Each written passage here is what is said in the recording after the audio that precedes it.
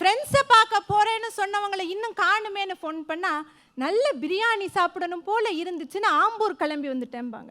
Tea குடிக்க ஊட்டி கிளம்பி போயிடுவாங்க. ஊனா டூருக்கு கிளம்பி போயிடுறாங்க. ஏங்க இவ்வளோ டூர் போகிறீங்கன்னு கேட்டால் ரொம்ப ஸ்ட்ரெஸ்ஸாக இருக்குது, அதனால் டூருக்கு போகிறேன்பாங்க.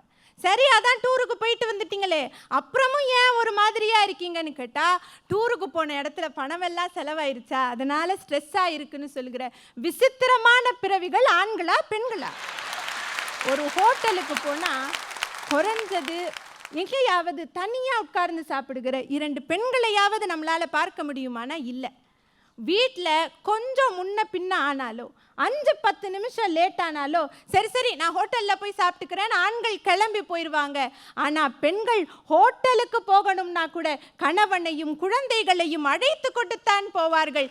இந்த பெண்களை சுயநலவாதிகள்னு எப்படி நீங்கள் சொல்லுவீங்க?